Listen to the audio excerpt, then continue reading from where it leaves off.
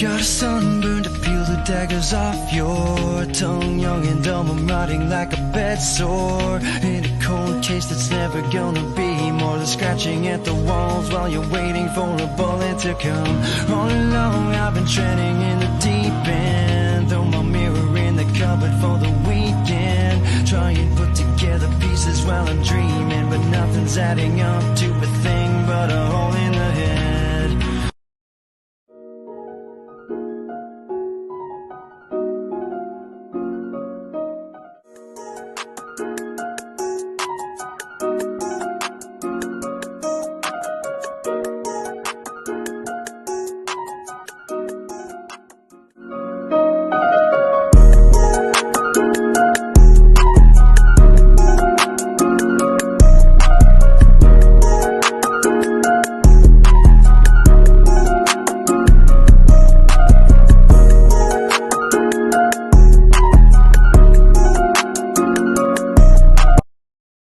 An opportunity here to provide leadership, support, and a voice to the voiceless. The sacrifices that we made during our service do not end here. We carry on, we push forward, and we give hope and inspiration through love, community, and support. Stay free. Rights and freedoms in this country are absolutely everything to me, because I personally know the sacrifice required in order to get them back once they're gone. So when my brothers and sisters call Stand 2, be sure I'll be there. Legacy media will play their games, right? Like, this isn't about this or that. This is about freedom, period. The only thing necessary for evil to triumph is for good men to do nothing. Brothers and sisters, you know, whether you're a police officer, military, check your hearts. Look where we're going. Man, wake up. I beg you. If the veterans can't stand up and get a message across to the government, I don't know who can. I don't know. But we're going to give it our best shot. And I think we have a chance to win this and do it. But we need your help. And we need you to come, and we need you to stand too. Thanks for listening, everybody. We'll talk again soon.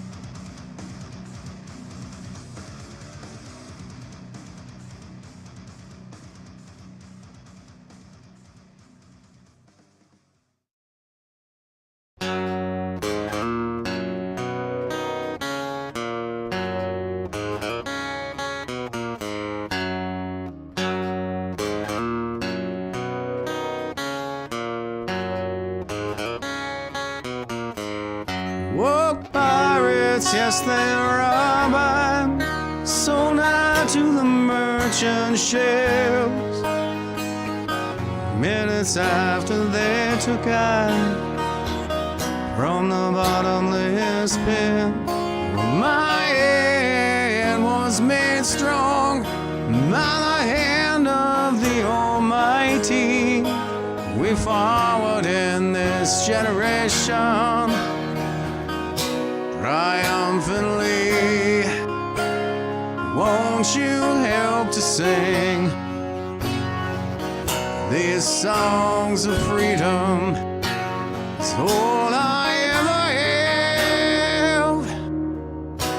Redemption songs, redemption songs.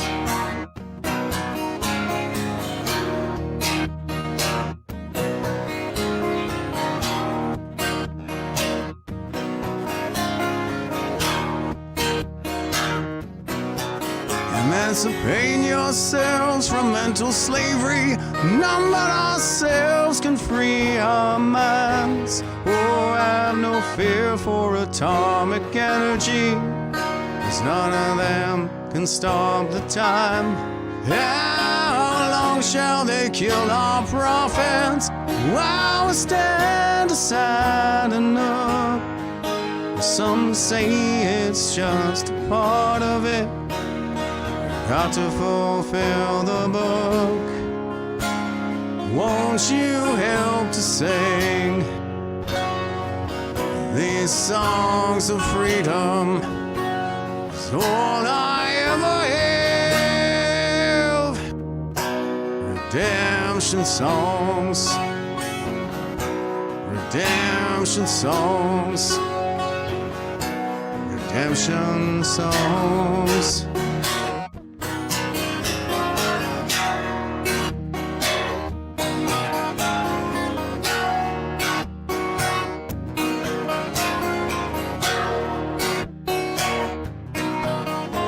Emancipate yourselves from mental slavery. None but ourselves can free our minds. Oh, have no fear for atomic energy, 'cause none of them can stop the time. How long shall they kill our prophets while we stand aside and look? Some say it's just a part of it. Got to fulfill the book. Won't you help to sing these songs of freedom? It's all I ever have. Redemption songs, redemption songs. It's all I ever have. Redemption songs, redemption songs, redemption songs.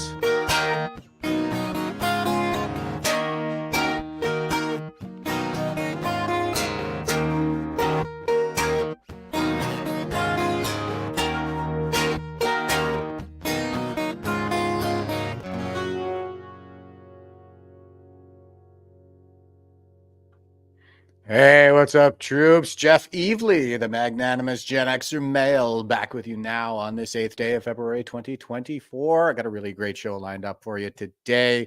We have Christine McPherson backstage, and she is the chair of the NCI subcommittee for Ottawa, here to talk to us about NCI Round 2, which is spinning up as we speak. So going to be very exciting, and I think this is probably one of the most important initiatives going right now. I mean, we have a couple of really great decisions just in the last couple of weeks, especially with the federal court's decision that the invocation of the Emergency Measures Act was ultra vires, as in illegal, when they crushed a peaceful demonstration in Ottawa in violation of everybody's charter rights. And also, the two of the Coots Forest boys have been let out on minor firearms charges, which have probably everything to do with perhaps improper storage or something like that, because we're not really allowed to defend ourselves in Canada. And what was that RCMP photo all about anyway, with the Diagolon patches and the the body armor and all those weapons and everything. What was that? If it was just a minor firearms charge after all. And Shiloh over on Rumble is the first one on the board this afternoon for me. But good morning to you, sir. It's a pleasure having you on board. Canada Veritas says, good morning, bigots and bigettes, and giving us the /E. Good morning to you. And Slabtown Gal is saying, good afternoon, /E, and /E right back at you. Militant Mom says, hi, friends, getting set up to answer questions about the NCI. Over on Facebook, we have Andrew saying, good morning, Jeff Evely. Good morning, troops and dags, giving us the /E right back at you, bro. Patricia says, good afternoon. Good afternoon to you, Patricia. Thanks for always being with us. Rocky says, gathering long before. Well, we are gathering now. That is for sure. We have more and more, I think, people waking up every day. And Evelyn is with us as always, says, good afternoon, all. Good afternoon to you, Evelyn. I appreciate you being here. Rocky is saying, hold the line. Don't get bewitched by the chaos. God bless all standing. Well, I mean, Sun Tzu said that in chaos, there is also opportunity. I think some translations say in crisis, but either way, we have a lot of opportunity, I think, right now to capitalize on the momentum that's been built with some of these court decisions in the last couple of weeks. So here we are talking about the NCI, and this is how we carry this forward. So Tanya is saying, woohoo, I'm on time. No push-ups today. All right. I appreciate that. Darlene is with us as always, saying good afternoon, everyone tuning in from New Brunswick. Hearts right back at you there, Darlene. And Wild Bill Rydell says, greetings from snow-free Oakville. Well, I am jelly on that because I have been shoveling for days and I still have more shoveling to do yet, believe it or not. And Wild Bill's going to be on the program here tomorrow, folks. So you're going to want to tune in for that one. It's going to be a great way to round out the week, I think. And Cindy, our most faithful of all watchers, says, good afternoon, Jeff Hartz. Good afternoon, friends, and victory. And that's what that means, folks. It doesn't mean peace. It means victory. It was the GIs who started that in the Second World War. And Darlene, let me see. Holly says, good afternoon, everyone. Okay. All right. That's good for all the hellos there, folks. I don't want to leave Christine waiting for too long. We got the philosophy quote up for this morning.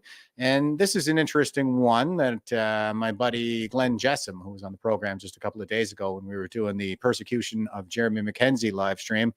And we traveled together up to Halifax to bear witness to some of those proceedings, especially while Dr. Strang himself was on the stand, perjuring himself 6 ways to Sunday while he called the character of a decorated combat wounded war veteran into question while on the stand. But anyway, so this is Marcus Garvey speaking in Menelek Hall, Sydney, Nova Scotia, 1937. And that's where I am, in Sydney, Nova Scotia, born and raised, back now after having been released from the military after 20 years. And he says, we are going to emancipate ourselves from mental slavery because willist others might free the body. None but ourselves can free the mind. And that is where, as I understand it, that is where Bob Marley got the line for my opening salvo, which is the redemption song.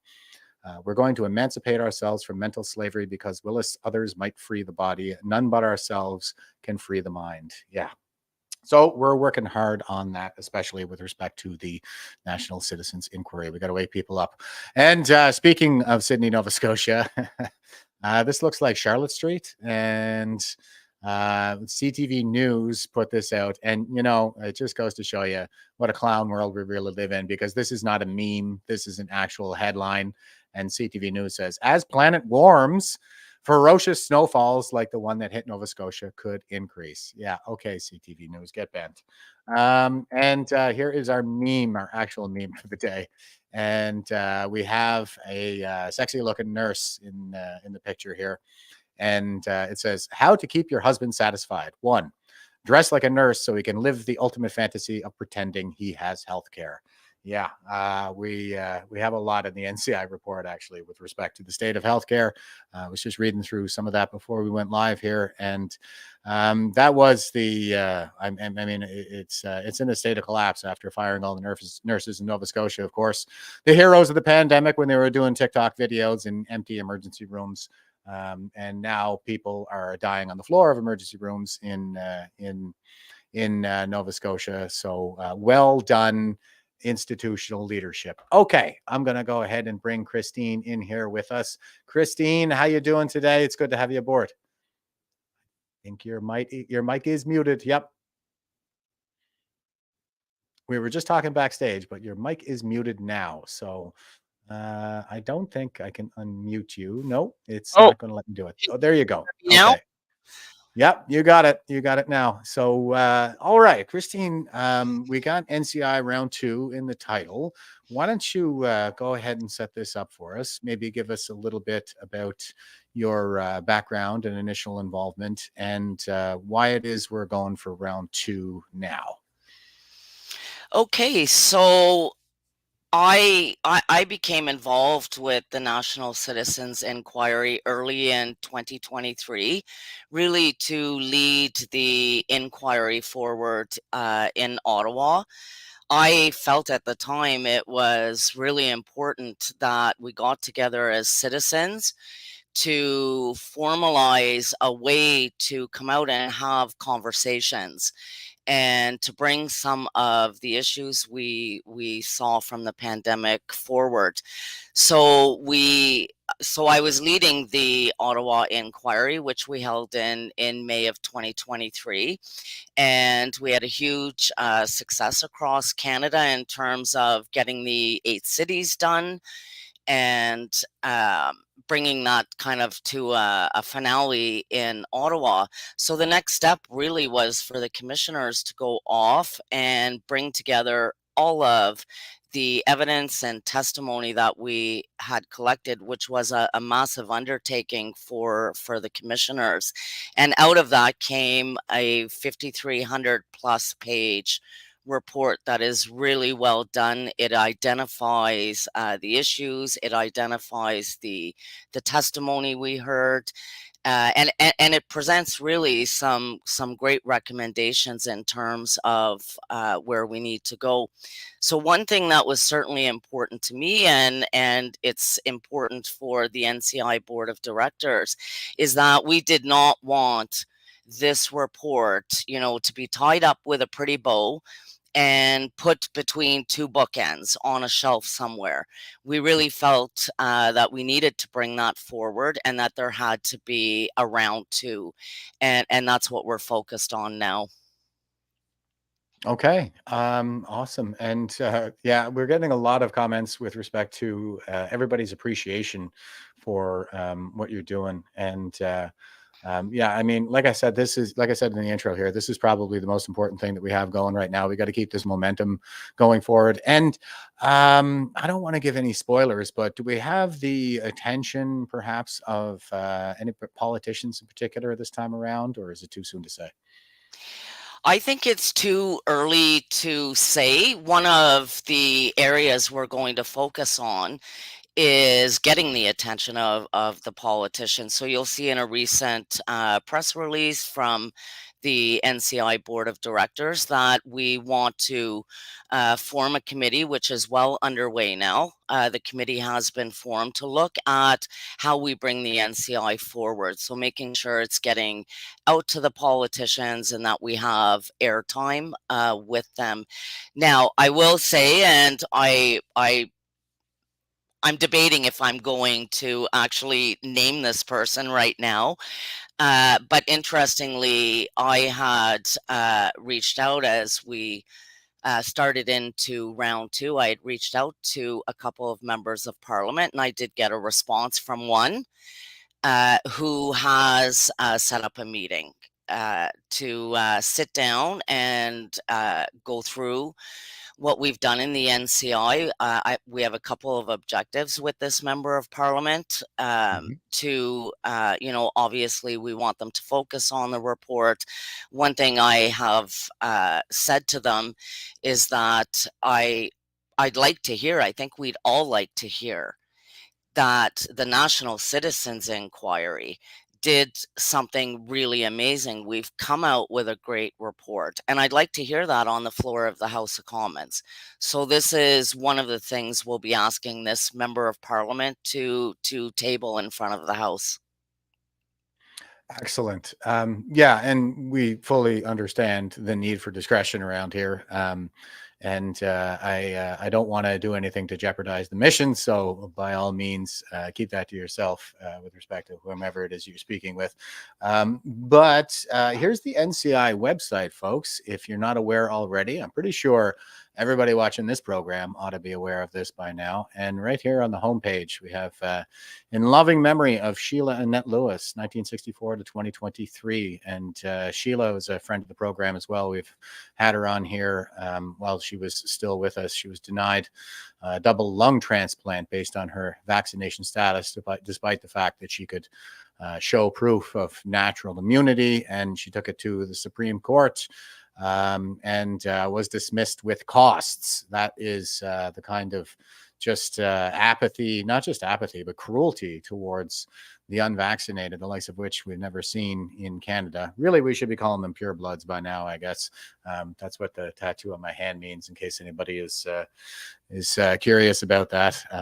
But that comes from the cadets who were denied the ride on the Hercules while their vaccinated friends got the ride, and the vaccinated got the black X marked on their hand, and the unvaxxed got the blue 0. So that was the picture in the Post Millennial, I believe, that kind of went viral there.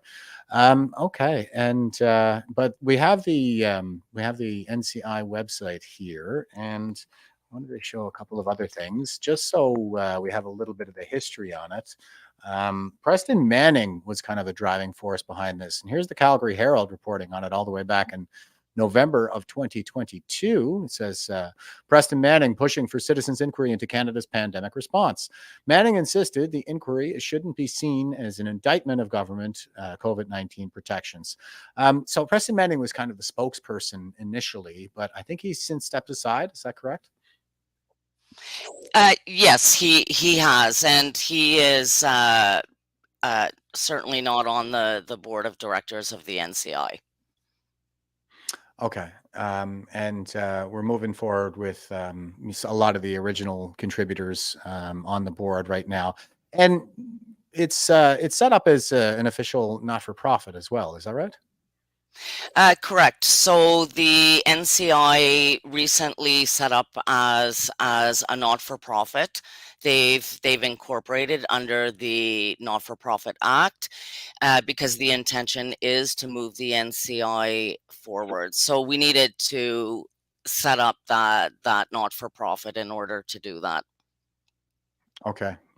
Excellent. So not-for-profit status. We've got everything properly incorporated, even though that seems like a dirty word to a lot of people. It is necessary to do everything above board and, perfectly legal, transparent, all that stuff. And, here's a sign that things are kind of breaking a little bit when it comes to mainstream press. This is the CBC reporting all the way back in April of 2023. And they say citizen-led inquiry into Canada's pandemic response makes stop in Winnipeg. Public officials have been summoned to testify at hearings being held across the country, organizers say. Now, did the CBC happen to show up for the hearings? They did show up for that particular hearing.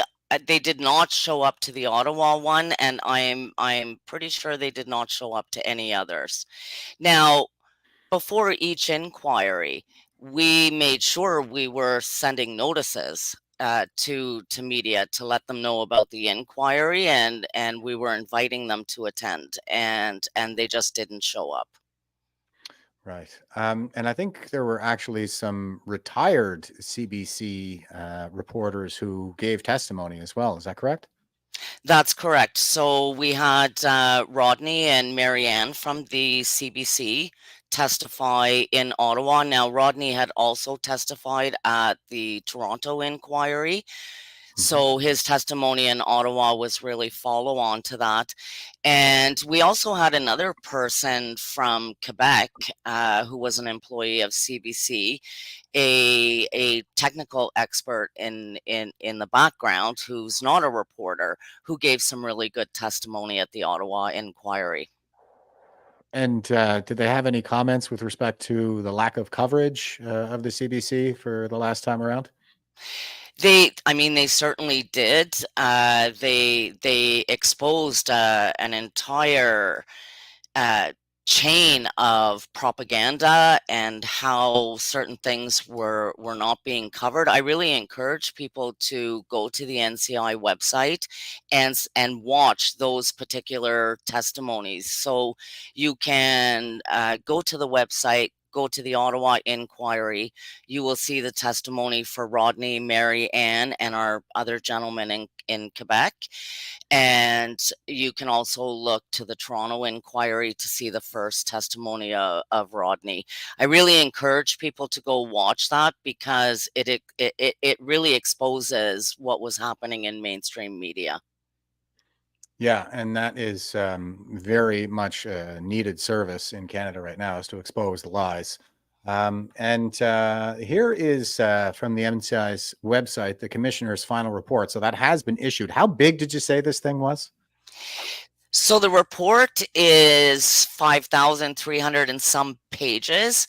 The main report, which is like chapter 1 and chapter 2, that covers the report made by the commissioners on the testimony, what the issues were, what their findings were, and what their recommendations are. So the first 630 pages are really it's the core of the report. The balance is really the evidence and the testimony. Okay. Yeah, and the video testimony, like the Rumble channel, is fantastic. You guys had some issues with YouTube when you first got started, though, right?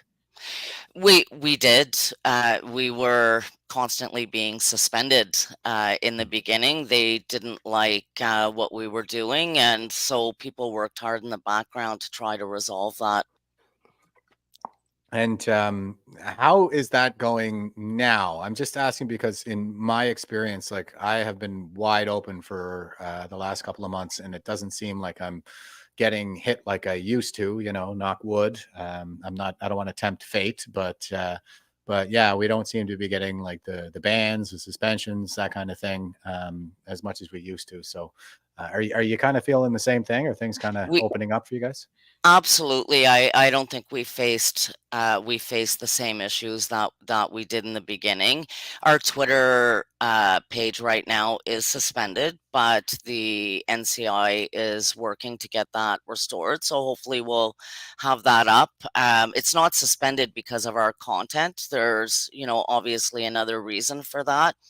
But yeah, we really haven't faced many issues. I think in the beginning, one of the problems we had with YouTube really was if they didn't like the testimony, we ended up banned as a result for that. But I think we've been able really to show that we're a credible organization, that's citizen led, and that we're worthy of, I guess, well, they call it worthy. We're worthy of being on their channels.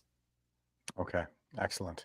And Stephanie McAvoy is with us, everybody, and she's letting us know everywhere we can get all of the information that the NCI produced. And it says digital copies of this release are available at nationalcitizensinquiry.ca. So, yeah, I downloaded my digital copy, folks. It's, the one that I got, I think, is just the first two chapters, like you said. So it's not too bad. It's a real beast of a document if you want to go through all 5,400 pages. But I think for the average citizen, in terms of raising awareness, there's plenty in those first couple of chapters. And Estrie Verlauni over on Rumble is saying the NCI did a great job. I don't think anyone in the world yet has done what they have. Now, are you aware of anybody else in the world who has done what the NCI has done? I am not aware of that. However, I did see an interesting video that was a senator in Australia who in the Senate brought up the National Citizens Inquiry in Canada and what we had done, and that people needed to pay attention and maybe consider doing similar things in their countries. Yeah, and I guess that is part of what makes it such an opportune time to have this meeting with one of our MPs, because we have folks in Australia already starting to break through the narrative on the floor of their parliament. So now would be a great time to engage. Excellent. And here is the final report, folks. I thought I would just kind of show a little bit of it here. As you can see, like it's got everything is well structured and all kinds of information here. Now, chapter 1 just talks a lot about the structure and setup and execution of the hearings, and then you've got some pretty good information, like once we come down to the pandemic here on the chapter 2. The COVID-19 pandemic was presented by governments and corporate media as a global health crisis that emerged in late 2019, and it significantly impacted nearly every aspect of life around the world. Following is a brief overview of the key aspects of the pandemic. The pandemic is believed to have started in December 2019 in Wuhan, Hubei province, China.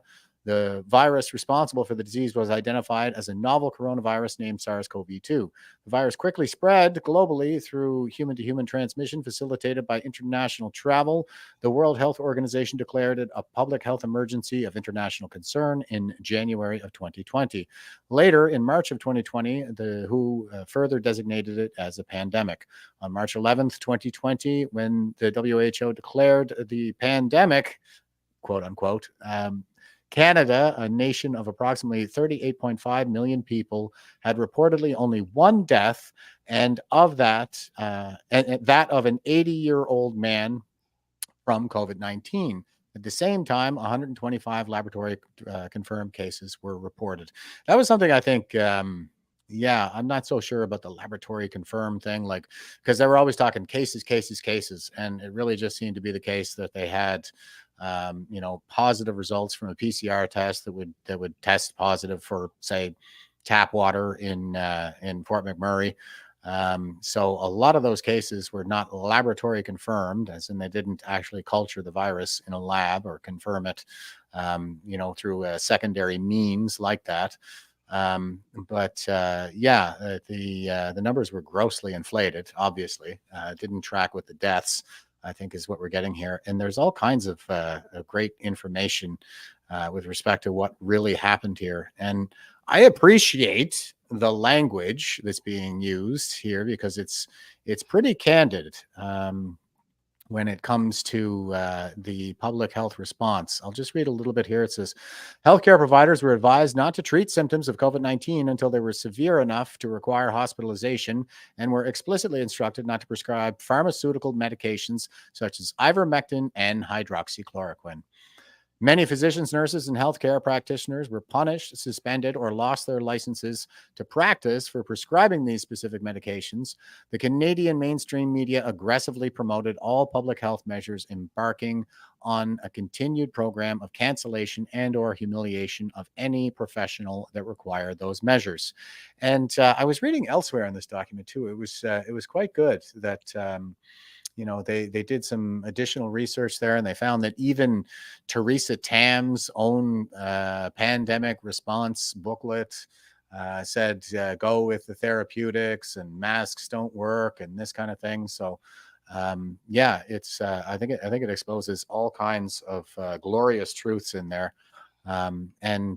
So I guess from here, is it the intent to produce another report? Has there been that much of a response coming from the Canadian public of people who want to come forward with additional information? So what's going on? Well, I mean, I can maybe speak to this to some degree. Certainly, I think these might be questions for the NCI board. But the report that we're looking at here is the final report from the first part of the inquiries that we held. So I don't think there is an intention to elaborate or create a new piece of that. What we do intend to do, though, is push forward with some additional inquiries. So we're looking to Canadians. I know there's going to be a survey coming out from the NCI. We want to hear from Canadians on what they think that next inquiry should look like. So, certainly from our perspective as well, the NCI debate has not ended. We have a final report. We need to go forward and ask questions. We need accountability. We need to know what's happened here. And so, although there will not be a next piece to that actual report, it's really our intention to move it forward and hopefully get some of these questions answered and get some transparency and really push for some reform and changes. Yeah, absolutely. Much needed reform and changes. And Banks over on YouTube is saying, how many Canadian medical workers, paramedics lost their jobs across Canada? How many rehired? Well, that's a great question. As a matter of fact, a friend of the program, Chet Chisholm, gave testimony at the Truro hearings for the NCI, and he lost his job as a paramedic. Well, the title it says it itself right here. It says young EMT gets PTSD after being deprived of his human rights. Yeah, and that is kind of a characteristic of PTSD for a lot of people who are unaware. It's the moral injury that occurs with this kind of abuse and betrayal. So here's Chet. Oh, hang on a second, guys. I got my settings in Rumble all mixed up here. And one of my best friends was diagnosed with cancer during the pandemic, and because I haven't taken the shot twice, I wasn't allowed to go see him when he was dying in the hospital. I never got to say goodbye to one of my best friends because you're not vaccinated enough, so you're not allowed in here. And as many people know, the vaccine mandate for healthcare providers is still in effect. So even if I do get a clean bill of health and my PTSD is, wiped clean and we're good to go, I'm still banned from going back to work. Not allowed to go. It's had a significant impact not only on my mental health, but my physical health that's associated with PTSD as well. And like you can see, just with the way EMS is right now in Nova Scotia, morale is plummeting every day. Since the start of 2020, we have lost 331 paramedics from the workforce. That's 1/4 of the paramedics who work for EHS. We've since hired some new people, but these are people who are fresh out of school. They don't have experience. Even on my rotation, there's 4 of us on my rotation that are either been put off on injury or PTSD, and there's 60 years between the 4 of us, and that's gone. And you can't get that back. And it's infuriating. And it's also detrimental to the well-being of everybody in this province that there's people like me, and I'm not the only one who's in this situation, who want to go back to work and who would like to help and who would like to fix the problem as the EMS system is crumbling. But we're told no. I've even spoken to Michelle Thompson, and the answer is, that's the policy. We're sticking with the policy. And if you haven't seen what the medical exemptions are to opt out for healthcare providers, is you need to either have blood clots, myocarditis or pericarditis, a stroke, or have an allergic reaction, all of which have to be as a result to the first shot. You have no medical exemption. It's take it or else you're let go. Or if you have an adverse event, you're probably not going to be working again anyway. There you go. Make it happen.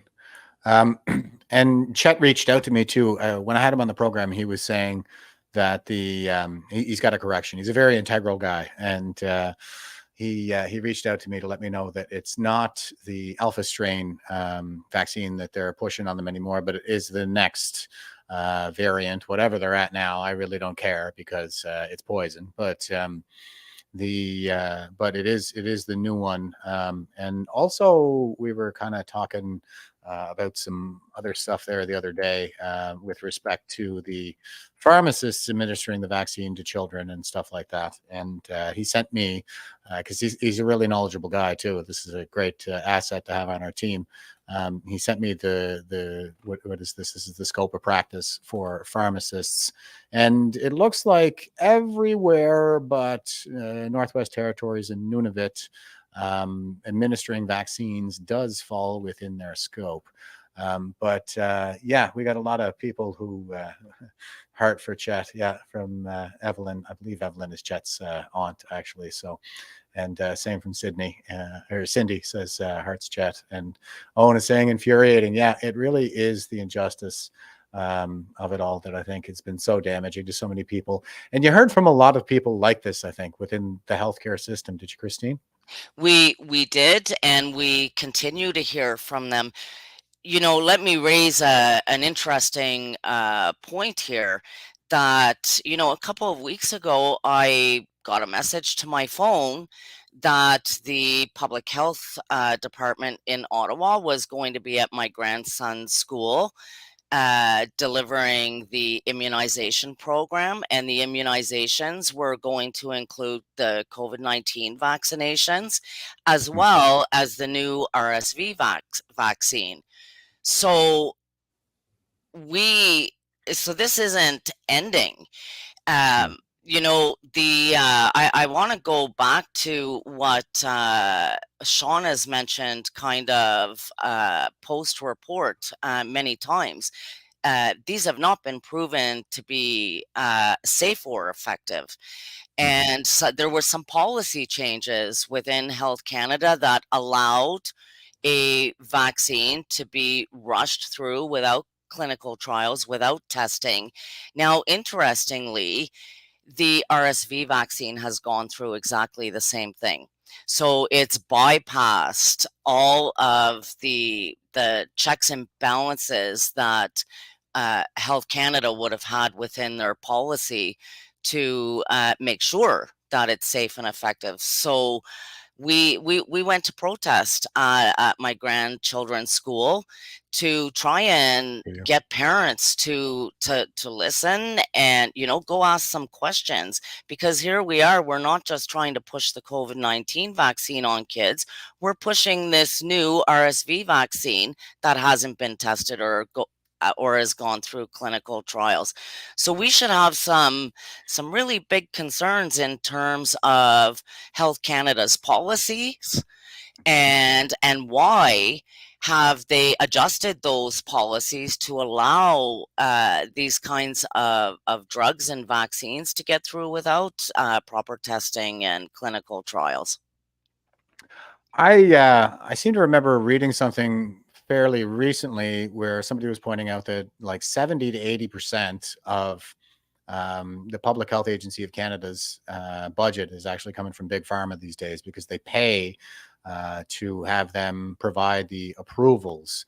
Now, if that's not a conflict of interest, then I don't know what is. Like, who are they really working for? Is it the taxpayer who provides that 20 to 30% of their funding, or is it big pharma who provide the bulk of it? So this is another one of these areas that I think needs to be explored a heck of a lot more, because there seems to be a total lack of appreciation for conflicts of interest within the federal government in particular, and I think in governments more broadly throughout Canada. And it is corruption, like by definition. So that's exactly the kind of thing that we should be rooting out.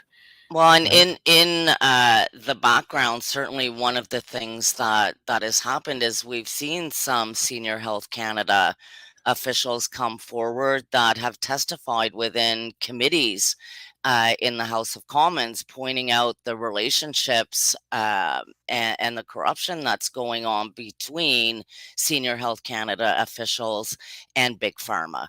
So that exists, and those are questions we need to be asking. Some of the testimony given within the House of Commons on this particular committee is very concerning. Yeah, and Dee Dee is saying, so true. And I protested at her grandson's school. So it sounds like we have an ally with us here in the chats.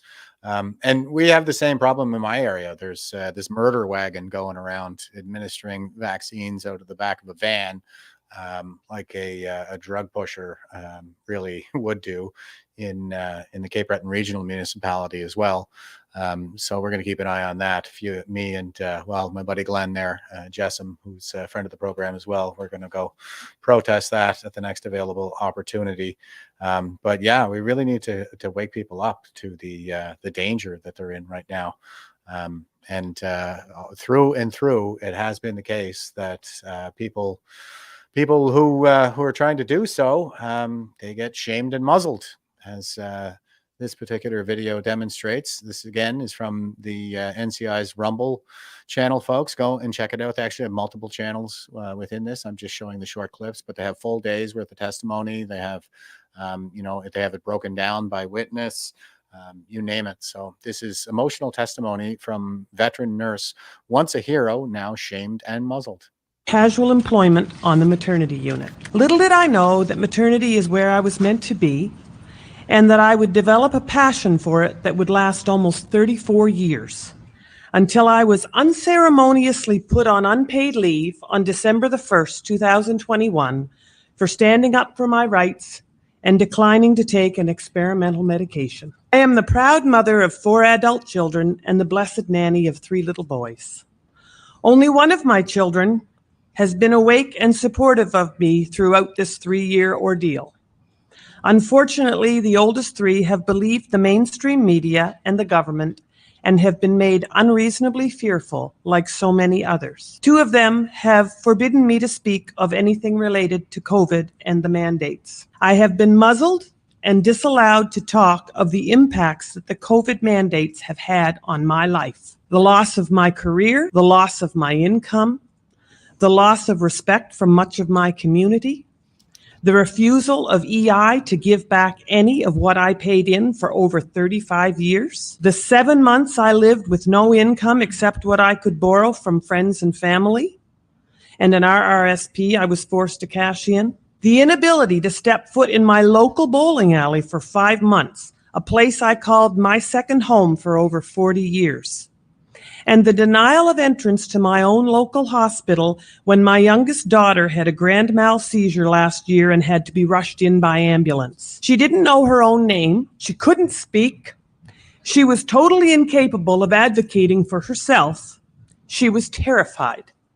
And I, her mother, a formerly respected veteran nurse of that very hospital, a hero just 2 years earlier, was not allowed past the front door because I was not vaccinated with an unproven experimental drug. Casual. Oh, and so many stories like that. You know, Jeff, it is really hard to hold back the emotion when we hear some of the testimony that was given to the National Citizens Inquiry.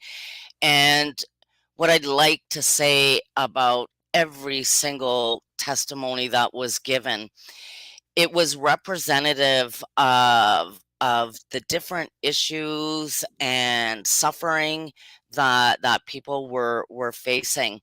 So behind every piece of testimony, there are thousands of people in the same situation that can relate to that. So there's been a tremendous amount of harm caused.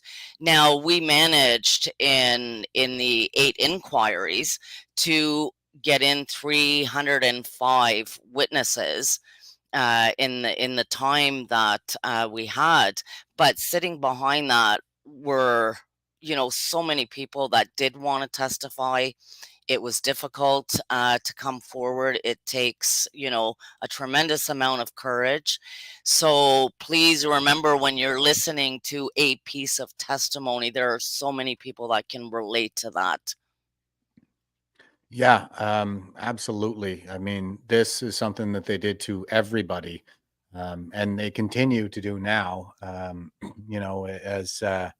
As Owen was just saying over on YouTube, he says, I live every day wondering, worrying when my spouse and daughter of 35 will be struck by the delayed effect of the jab.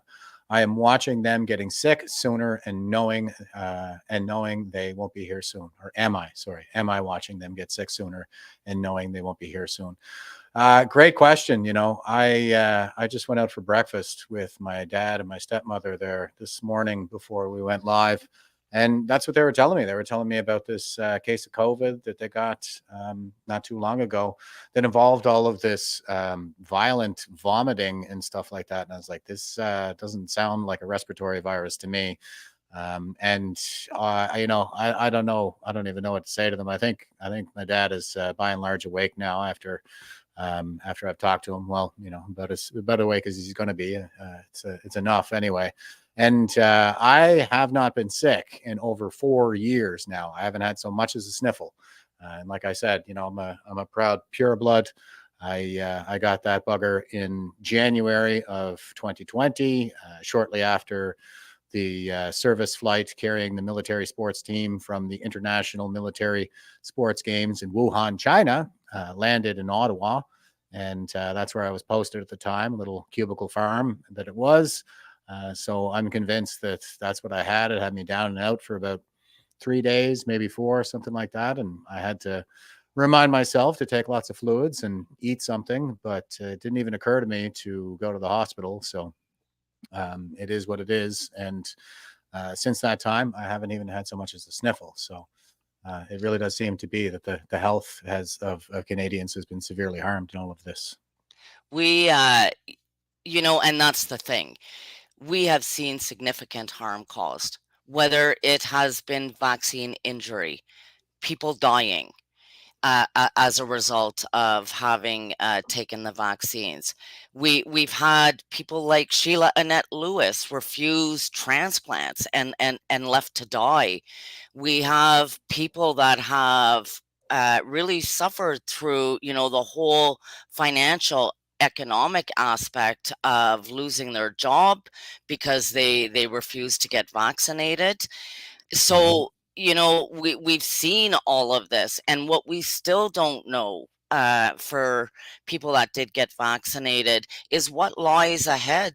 Are we going to see more deaths as a result? And I'm very confident we are going to. Certainly when we listen to the experts that have come on to the NCI and have continued to have conversations past the inquiries, what lies ahead is very scary, and we need accountability for this. We need to be asking questions, and hence the NCI report. It's important we move that forward. We cannot put that between bookends and onto a shelf. There needs to be accountability here. And the report is certainly our foundation and our leverage to be able to move forward with getting that accountability. Yeah, and it's sworn testimony. So this could be the kind of thing that could form the basis for legal arguments if we were to go to court with this kind of thing, correct? Correct. And there's been some really great podcasts recently with Commissioner Ken Drysdale, along with some lawyers who have been talking about the strength of the NCI report and how it can be used going forward. So I'd encourage people to go listen to that, because we really do have a good foundation. I like to say the NCI report has got some good teeth, and we need to use those teeth. I'll be standing on it when I'm in court later this month for the mask fine that I got. I'm fighting all these legal battles. It's crazy, but that is the key battle space right now. I really believe that it's in the courts, and even though we're going to get mixed results, I think in the aggregate over time that we will be able to turn this big ship around. It's going to take a lot of time and a lot of effort on the part of a lot of people. And Sue is just saying this was the plan all along, to dismantle Canada. Yeah, I would say destabilize at the very least. And as I'm always pointing out, Sun Tzu said in the Art of War in the 5th century BC that the supreme art of war is to subdue the enemy without fighting. And if you have not read The Mosaic Effect, how the Chinese Communist Party started hybrid warfare in America's backyard, you really should. I'm about halfway through it right now. My stack of homework is constantly getting higher and higher, but it is an excellent, very informative book that makes reference to different intelligence reports like Operation Dragon Lord, which was an operation conducted by the U.S. intelligence agencies on CCP activity in Canada back in the 90s, as well as the Operation Sidewinder report that we did, RCMP, in conjunction with CSIS. And I might have, it's the RCMP actually came out and said that CSIS had redacted a lot of that report initially. So there was some back and forth on that, but eventually the unredacted report was given off to the media at the time, which was not as closed down as it is now. But that is part of the strategy, right? Is the Chinese generals, they call it unrestricted warfare, and media capture is one of the key prongs in that strategy. Elite capture is another one. Institutional capture, the capture of our elites, like the WEF, that kind of thing. So that's what I really believe is happening right now, and we gotta get in that mindset that we're in a war, and it's not going to be won in a single battle. It's going to take, like I said, a lot of effort on a lot of people and a lot of strategy moving forward. So that is where we're at. Go ahead.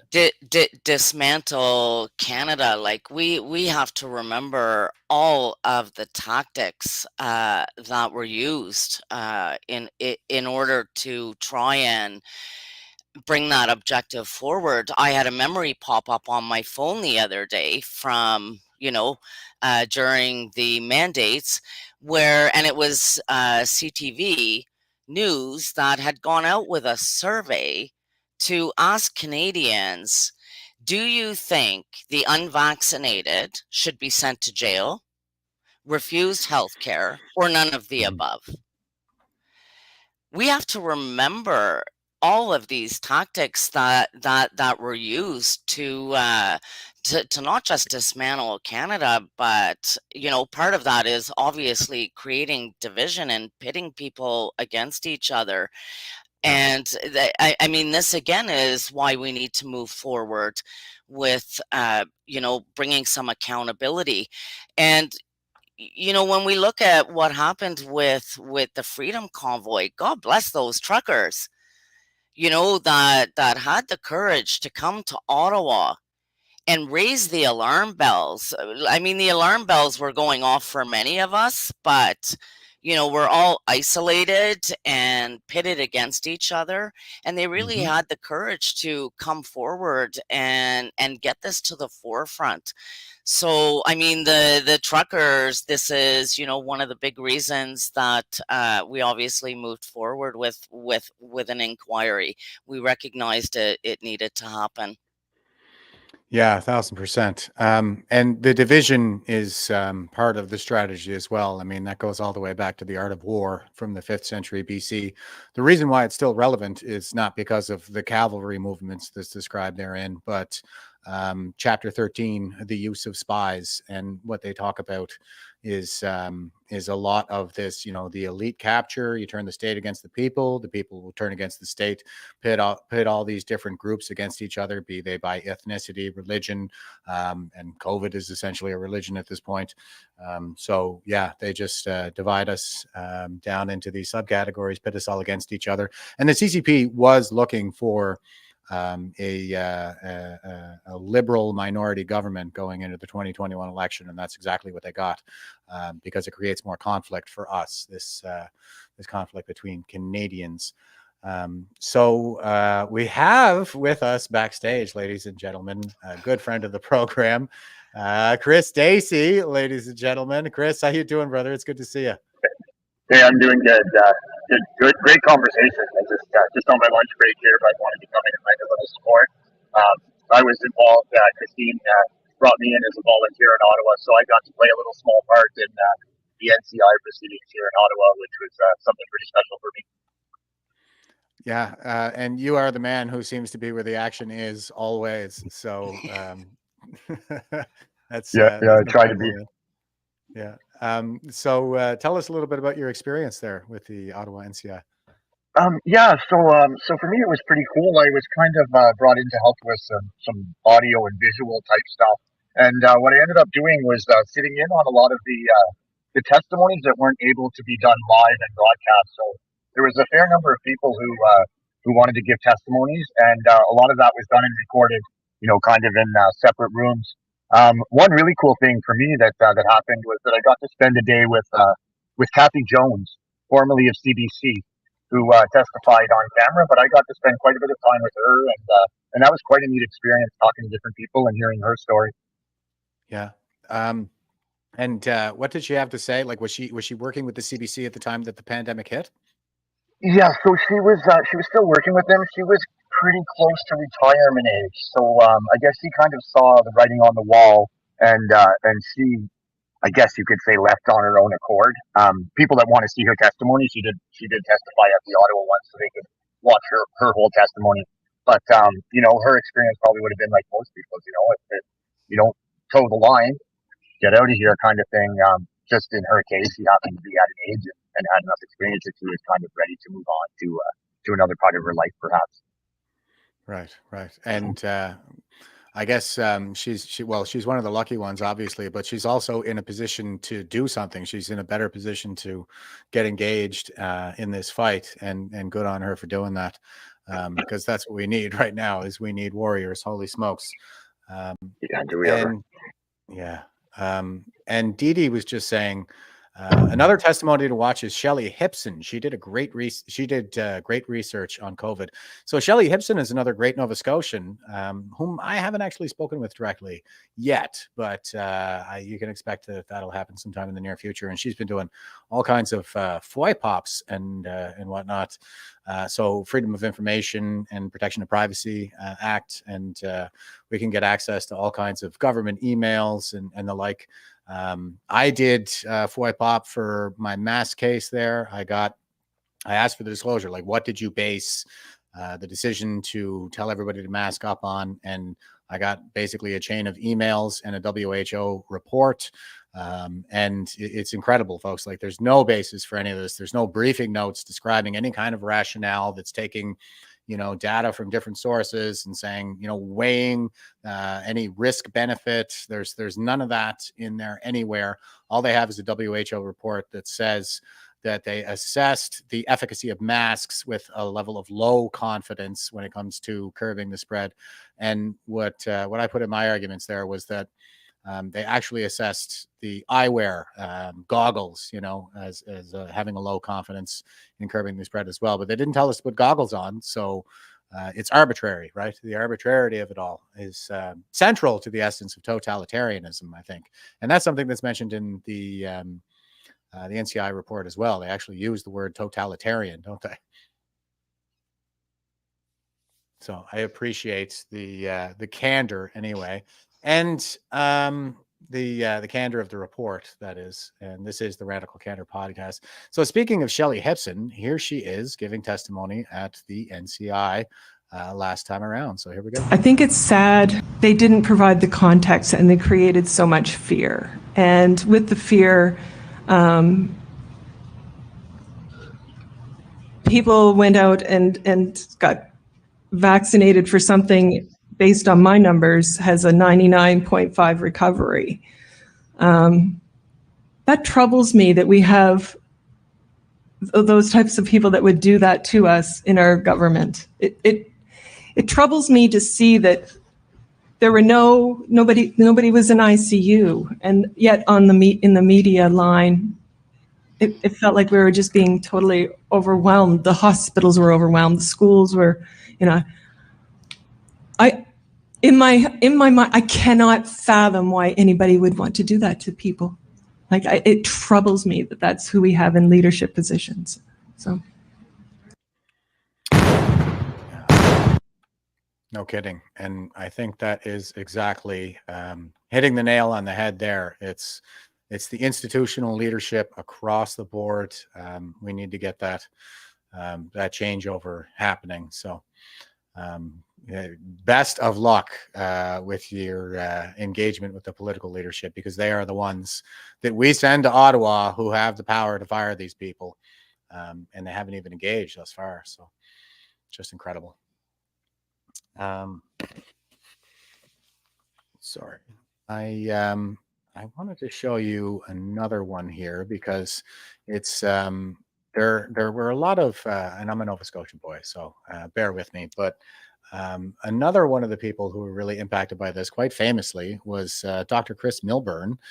So he's a friend of the program as well. And he's been a really happy warrior in all of this. He did the Free Speech and Medicine Conference last year and the year before. I went to both of them in Bedeck, Nova Scotia here, because it's only about an hour away from my house. So yeah, that was quite fabulous to get all of these experts in a room and actually have a chance to hear some real expert testimony. And it's not just about the COVID response either. Like, there's all kinds of things across the board in the medical profession, right down to the gender ideology making its way into the medical profession. And that's since come to the fore in the political arena there recently with that lion scumbag Pierre Poilievre saying he doesn't support administering these drugs to children, even though he voted for it, especially with Bill C-4, which would jail any parent trying to protect their kids. Sorry, go ahead, Christine. You're going to say something? No, I'm agreeing with what you're saying. And let me point out here, one of the important reasons that we also need to continue with the National Citizens Inquiry is it didn't end with COVID. There are multiple attacks against us on every level where there's government overreach and things are being shoved down our throats, and we need to have conversations about this. So again, I think it's really important that that Canadians engage with the NCI. And when you see this survey come out from us, engage and let us know what you think we need to be talking about at the next inquiry, because there's a multitude of issues that we're all faced with that need conversation and need to be discussed. Yeah, and I just made reference to several cracks that seem to be forming in this dam as well. So it's only a matter of time before it breaks. We just got to keep up the pressure, folks. So let's bring that tidal wave of citizen engagement forward, especially when it comes to NCI round 2. But here is Chris Milburn giving his testimony in Truro. I can rhyme off several patients who died of cancers that I believe they didn't need to die of because their care was delayed. I had patients who were scheduled for joint replacements who were living in chronic pain and suddenly saw the wait list stretch out over the horizon for them. I look after a nursing home for the last few years, and I saw those patients locked down. I saw patients in nursing homes give up, stop eating, and die because they were essentially prisoners and couldn't see family. I watched family outside windows crying, looking at patients inside. So I saw these terrible impacts of COVID policy, and they were much more prevalent. They were a much bigger issue than the impacts of actual COVID. There's impacts of COVID policy, which I think were huge. There's impacts of COVID, which I think were relatively small. That is, again, another one of these points that is right on the head. Now, when it comes to our institutional leadership, the people at the top who are driving this thing, I made reference to the risk-benefit analysis that was completely absent from the disclosure that I got anyway as the result of my FOIPOP. And yeah, I mean, the ethical decision-making model demands that you choose the least harmful option. When you're in these positions of leadership, you know that some harm is going to result no matter what you do, and it's the ethical choice is to choose the least harmful option. But I think that's what we saw across the board, Christine, was just the lack of ethics, compassion, and kind of level of cruelty that we just haven't seen in Canada before, I don't think. Absolutely. I really question the decision making. I know a lot of people do. And again, we need to be asking questions about this. I do know that you had somebody on the show, I believe it was about 2 weeks ago, who I've had the pleasure of meeting, the author of Fissman's Fraud, who points out, a fraudulent, she points out fraudulent modeling that happened, which decisions were made off of. And, like, why weren't our elected officials asking questions at the very beginning? It just baffles me. Yeah, that's Regina Wattiel there, folks. She's a PhD in statistics, undergrad in mathematics. So she's quite numerate. She understands data, and I read the book before I interviewed her, and I'll say that it really is quite readable. And I come from a technical background, so I appreciate the meaty technical stuff too. But that was what really struck me about the book, is just how readable it was. And she's quite candid about how politicized the institutions have become, especially with respect to David Fissman, who was the author of multiple studies that form the basis for these mandates, especially at the science table in Ontario. And we went through some of his tweets, and holy smokes, like, he is just a baby of a man based on his tweets, and clearly political. He goes after Pierre Poilievre quite a bit. And this is a professor that we're talking about here who holds a lot of sway. And this is the kind of thing that is hard for politicians to push back against, I guess, although I'm not going to cut them any slack. But one quote from that I found really kind of hit that nail on the head again was, the more exaggerated the modeling, the more successful the measures. And that was kind of the fraud throughout, I think, is they just came out with these hyperbolic numbers, scared the pants off of everybody. And then when the modeling didn't actually materialize, they said, oh, that's because we did such a great job. Yeah, agreed. And for me, it exposed some other areas of institutions that I certainly wasn't thinking about.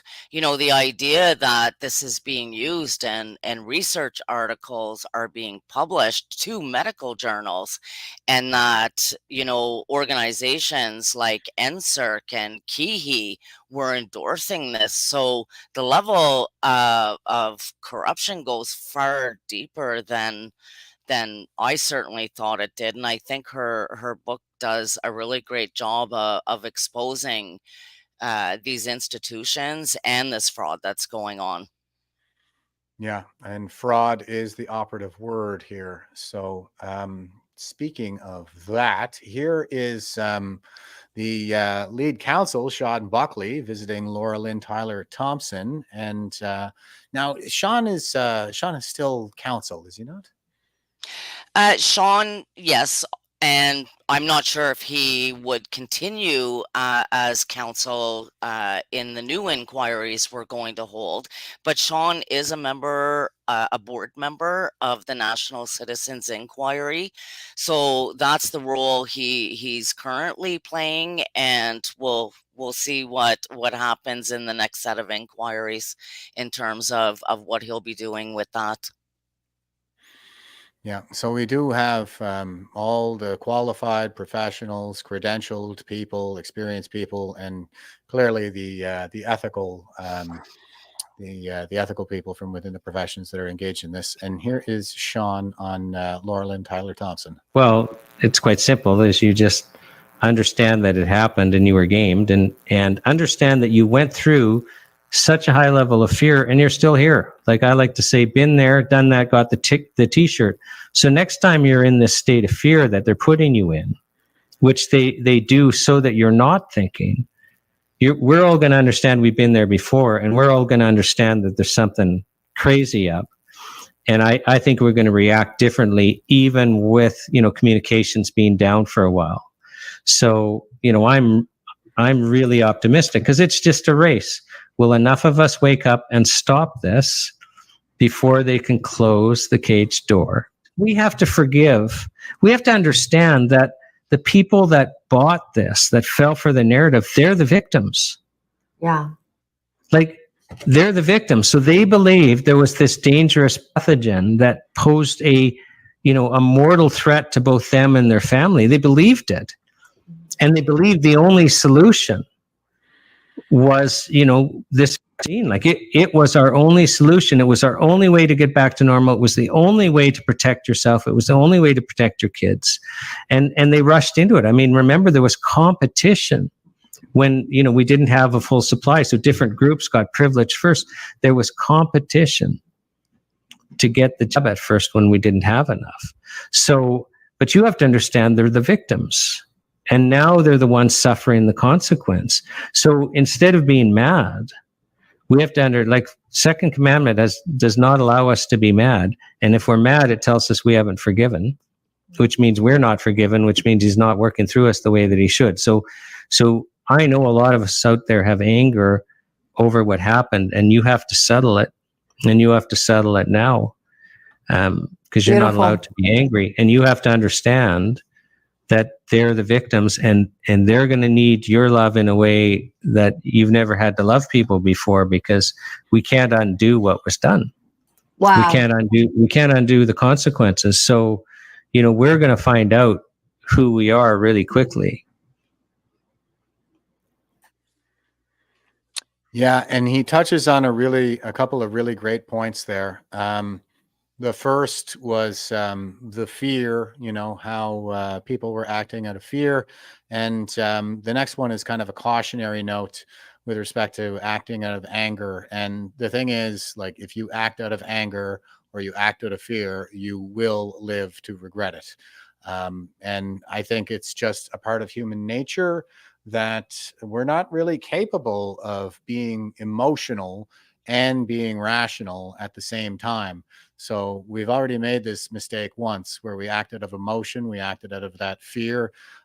Many of us did, and now I think it's a really good cautionary note that moving forward we can't be acting out of anger, because we can't be rational at the same time. And that's how we win, really, is we got to get back to being reasonable in all of this. And on that front, I guess, do you know of any potential lawsuits when it comes to the damage that was done?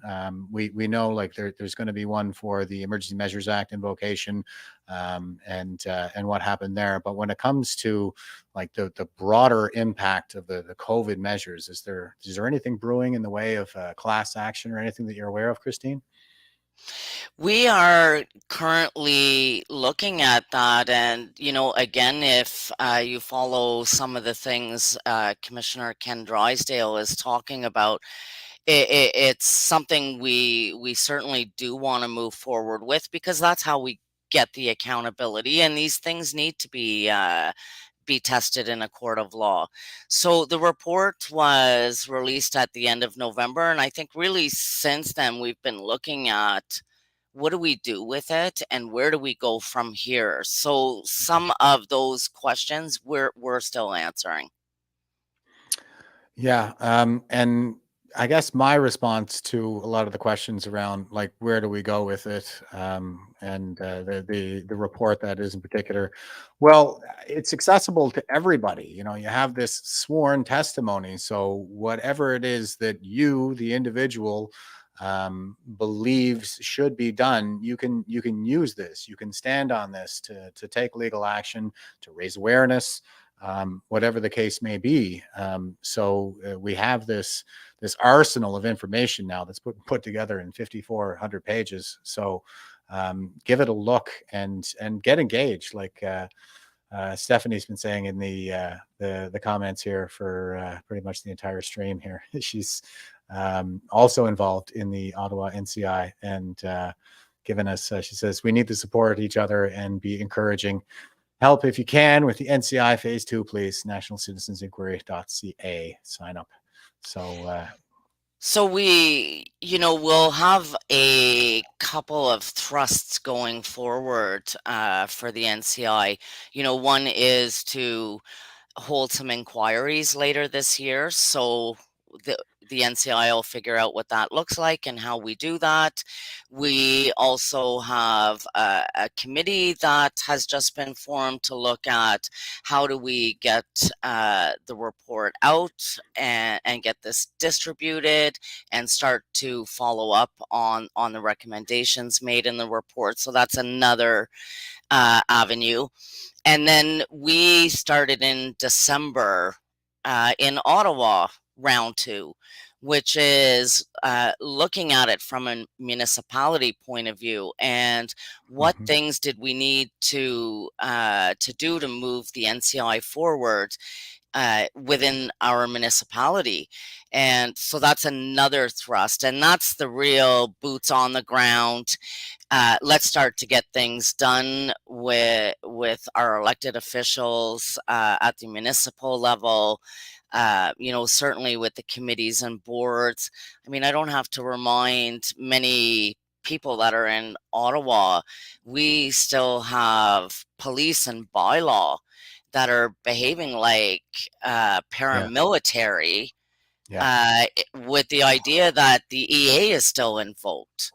So we have a real uphill battle at every level within our municipalities. So while we've started this in Ottawa, and we have a very thorough plan, we really want to encourage other municipalities, people to take some leads within their municipalities and join us. And, the Ottawa NCI municipal team is more than happy to support and help other people, get something going within their municipalities. I've had some conversations with one of the NCI volunteers in Kingston who volunteered with us during the inquiry, and she's actually a member of V4F also. And she's very interested in leading a Kingston municipal team. So this is really what we want to be doing on the ground level, is starting to work together, collaborate, get some good plans and action in place to try to make that change from the bottom up. It's a much bigger battle at the federal level that we have going forward, but we really can bring some change at the municipal level and start to have some accountability for what's happened. It really was all levels of government too who engaged in this. And you're correct to point out that the Ottawa Police Services in particular were just over the top. Like, they were sadists during the crackdown. I was there. I held the line with the truckers during the initial crackdown, and I got arrested the following morning on February 19th. And even when I was being arrested, it was like they were taunting me, and getting off on it. So I found just a total lack of professionalism across the board. And we have seen this in recent years in Canada, the militarization of police forces, starting with the G20 protests in 2010. That's the first time that we actually saw kettling, where it was just anybody who disagreed with the establishment. Well, they had just kids out there, their first protest ever, and they're being kettled, arrested, and I remember seeing the footage from the time. They're crying on camera, just like, I don't even understand why I'm being arrested. I don't understand what I did wrong. But protesting the establishment can get to be pretty dicey business with these militarized police forces. But you can demonstrate in favor of the establishment, as we have seen with a lot of the pro-Hamas demonstrations, progressives, communists marching alongside those demonstrators. And if you're in favor of these kinds of causes, then there's all the room in the world for you, and no permits required. But for the rest of us who maybe want to stand up to the agenda, dissidents, that is. That's what they're doing, is they're crushing this political dissent. That's one thing, like Chris Stacy as an example is really great at covering, Oh, yeah. so that we see what's going on. And so, if you're marching with this group, that's fine, and you have every right to assemble, make as much noise as you want, let off smoke bombs through downtown, and that's good. But if you're part of the freedom movement, you're targeted, and that could mean ticketing, being arrested. We've had people tased. So I mean, the behavior of the police just has not changed. In fact, it's gotten worse. And it's kind of surprising that despite the federal court ruling with respect to the Emergencies Act, that where it's a very detailed judgment, we recognize we do have a right to lawfully assemble, that the Ottawa police just have not made this connection to the federal court ruling and just are continuing to do as they do.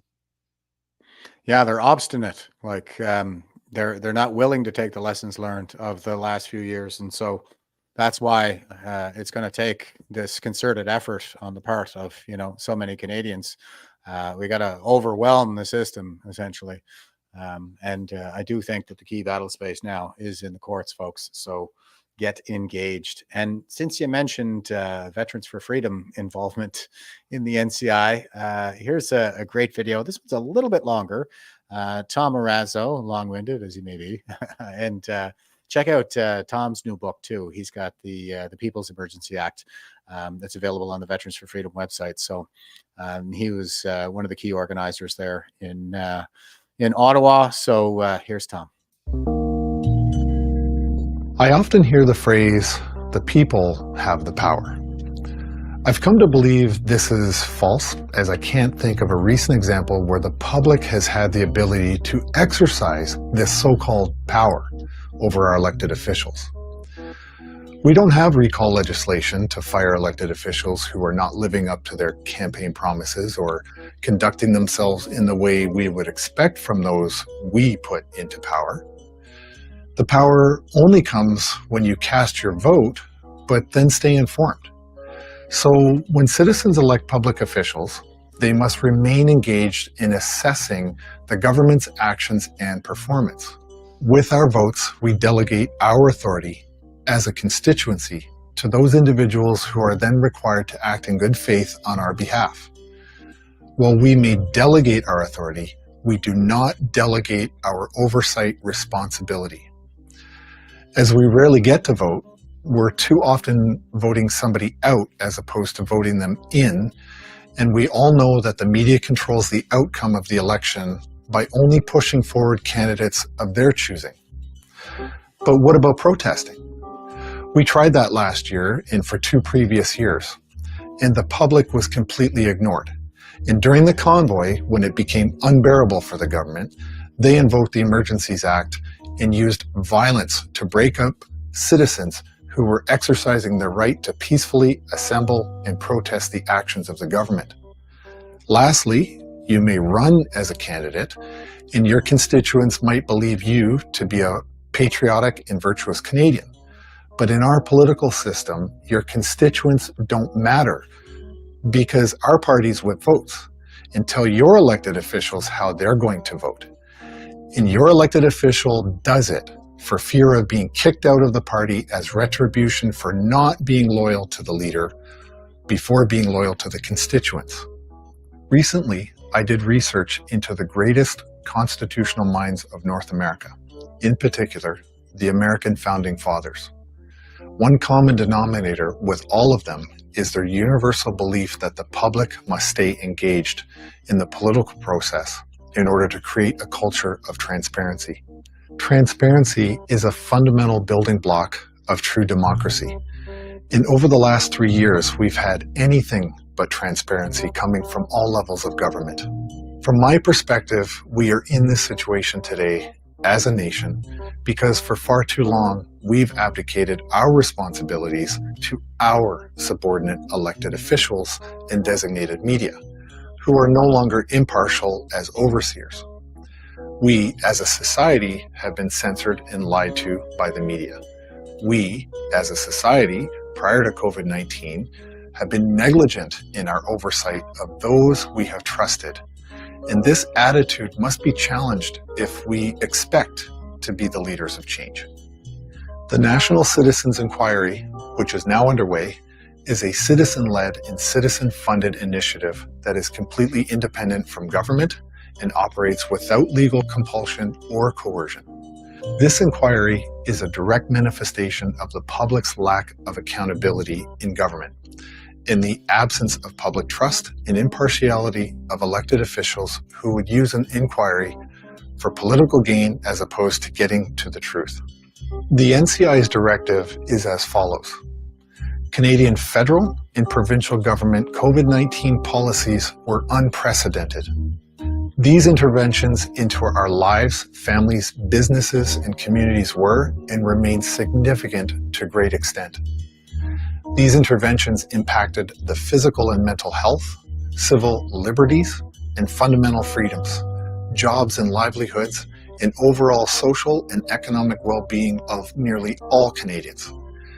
These circumstances demanded a comprehensive, transparent, and objective national inquiry into the appropriateness and efficacy of these interventions, and to determine what lessons can be learned for the future. Such an inquiry could not be commissioned or conducted impartially by our governments, as it is their responses and actions to COVID-19 which are under investigation. We've become far too comfortable abdicating the duties of protecting and preserving our democracy into the hands of government and their agencies.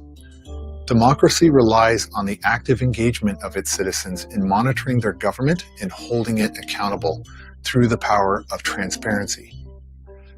This is exactly what the National Citizens Inquiry will do.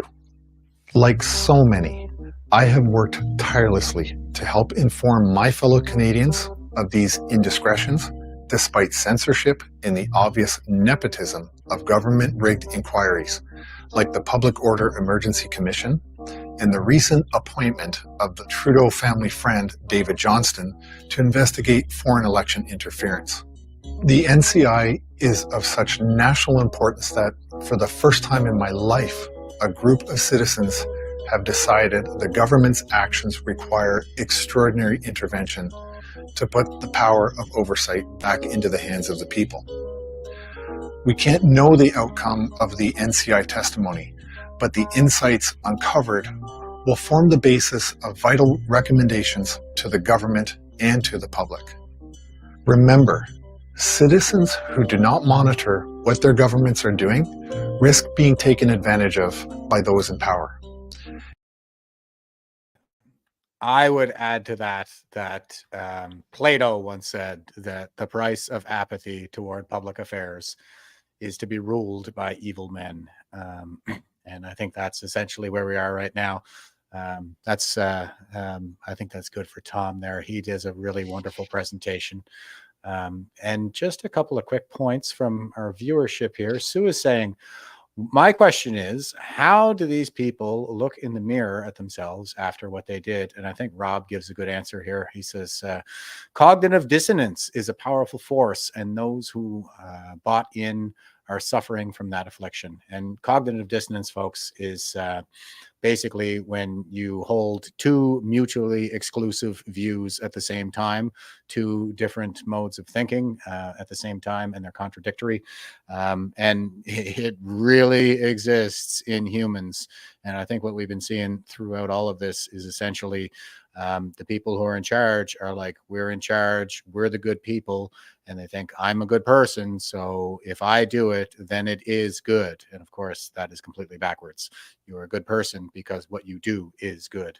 And that hasn't really been assessed through any of this, as I pointed to with the ethics comment there previously. And I got to see this psychological phenomenon in action when I was watching Dr. Strang on the stand in Halifax.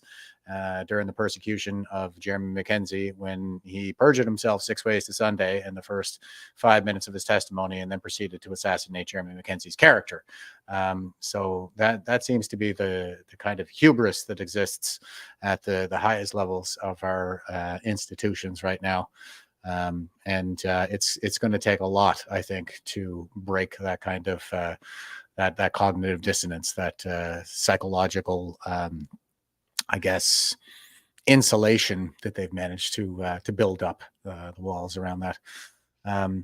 Thoughts, Christine? I love what Tom Marazzo says.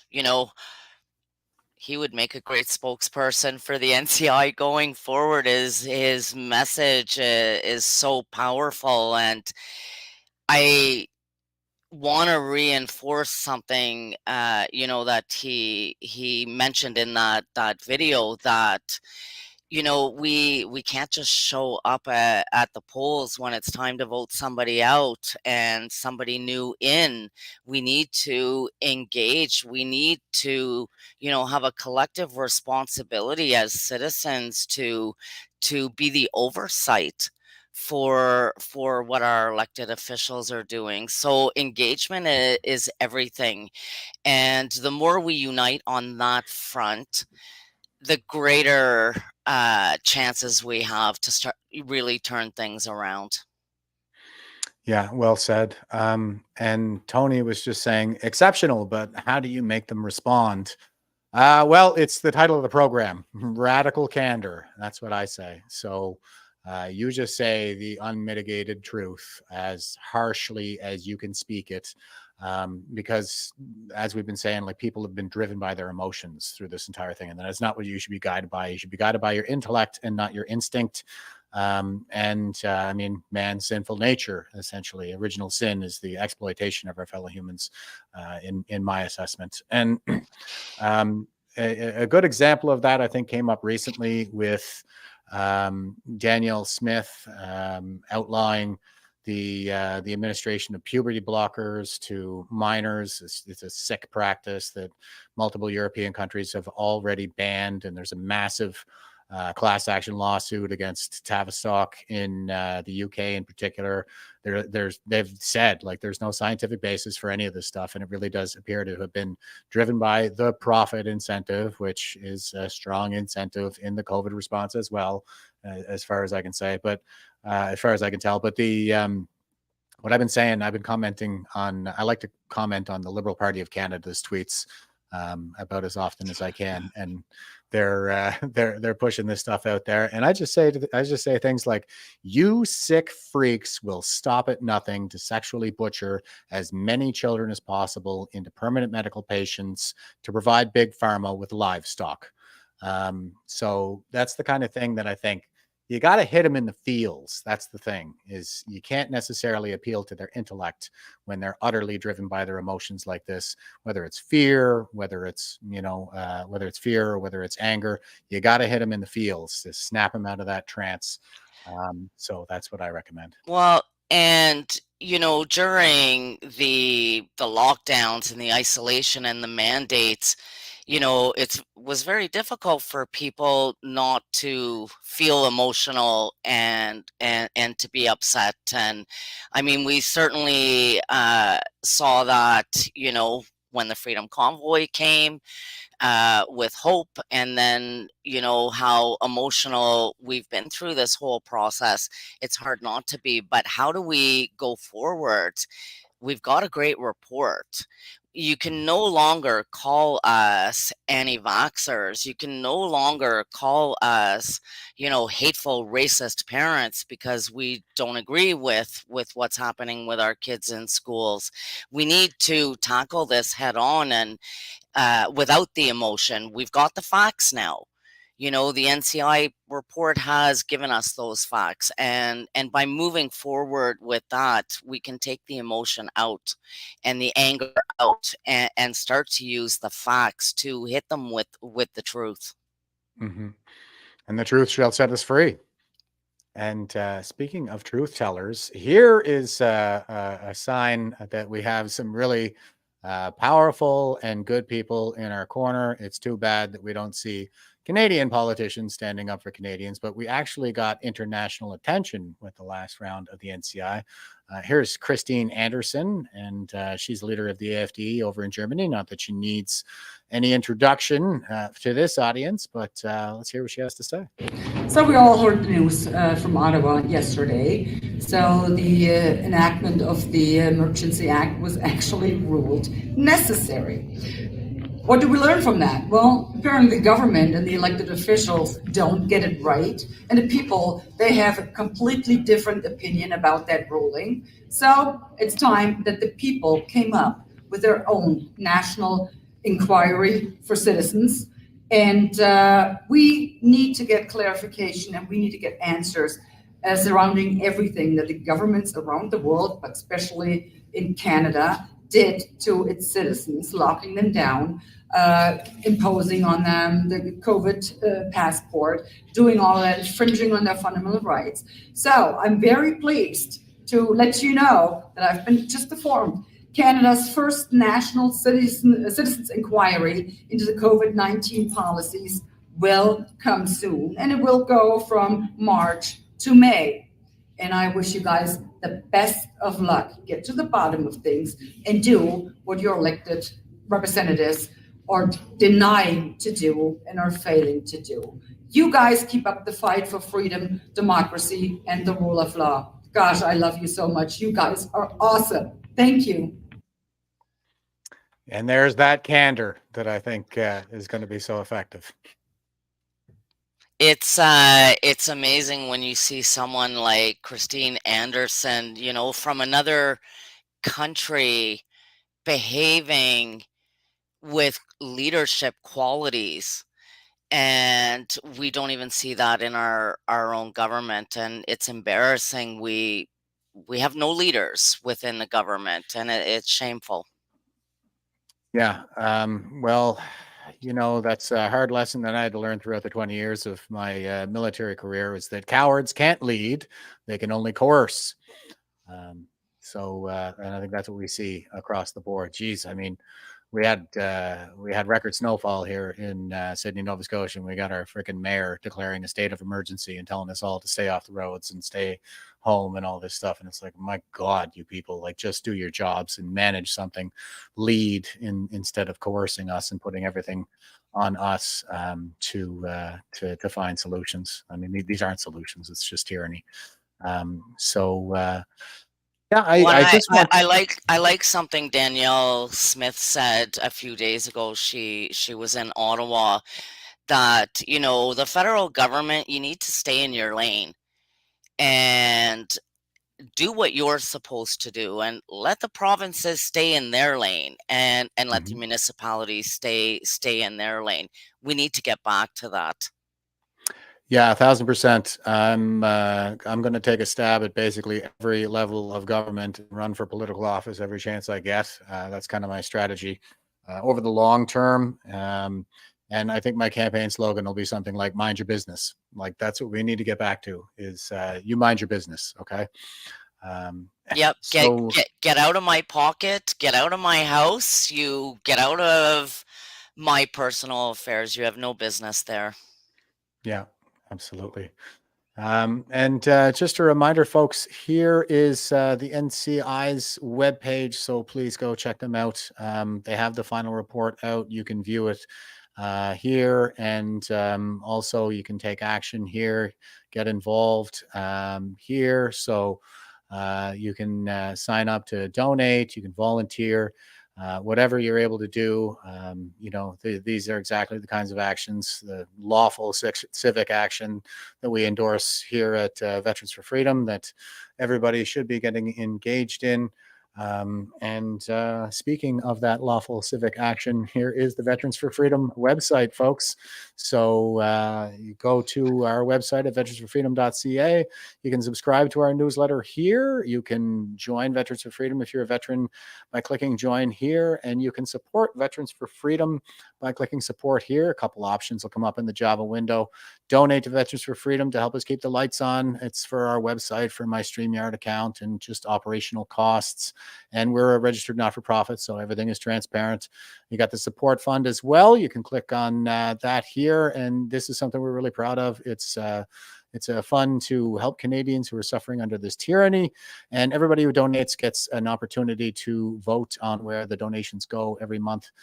This month, our candidates are Chris Lysak, who probably needs no introduction here as well, but he just got released from jail after being in there for 2 years, and in the end, they ended up giving him that pathetic firearms charge. There was over like improper storage of a firearm, and what was up with that picture of all of the the weapons on the table that the RCMP put out with the diagolon patches on the body armor and stuff like that, after all.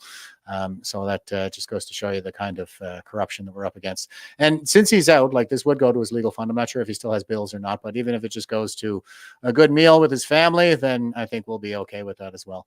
And Kayla Pollock is another one of our contestants here. She is she's doing full video coverage of her story. She became a quadriplegic after getting the COVID-19 booster shot. So we're trying to assist her in getting her documentary out there. And also Lisa Robinson is the Pickering City Council member who was sanctioned for standing up for her constituents and docked 30% or 90 days wages, I should say.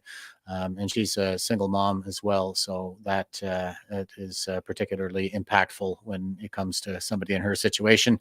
Also, you'll have the option to send 10% of your donation to the Veterans Association Food Bank. So all kinds of great causes out there on the table this month. So please sign up for a monthly donation with your credit card by clicking one of the buttons here. And if you don't want to use your credit card, then you can send your e-transfer to fund@veteransforfreedom.ca. That's fund@veterans4freedom.ca, preferably with your auto deposit enabled. But if you're not able to do that, please use the password Fund for Freedom. That's all caps Fund, number 4, all caps Freedom. And we'll make sure that gets off to one of these worthy causes. Okay, that brings us all the way back around to Marcus Garvey,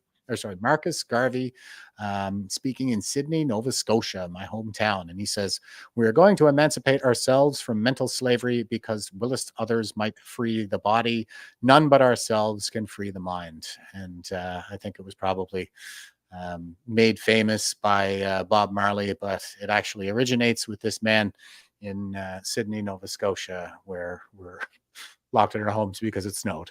Oh, God. So Christine, thanks so much for being so generous with your time and coming on with us here today. And I'll just throw to you for a final thought, if you don't mind. Go ahead. As a final thought, let me share the incredible experience during the inquiries in 2023. You know, when you look at the testimony and the faces, that is, you know, the part you're seeing. What you're not seeing is a massive volunteer machine in the background. And it took every single person, you know, from people doing social media to people planning and organizing to those that were directly in the inquiry in front of the cameras. It really took a machine to pull it off. And so every single volunteer made a massive contribution to making that happen. Please, going forward, we really need volunteers. We need volunteers at multiple different levels. So whatever skill sets, time that you have, please join us. It's so important, you know, that we move forward collectively and united together so we can bring change and we can bring the accountability and transparency that we need. I can promise you it is an amazing experience. It can be a difficult one. It's a lot of work, but very amazing and a very rewarding experience. So I really encourage people, you know, get onto our new platforms. Please join us.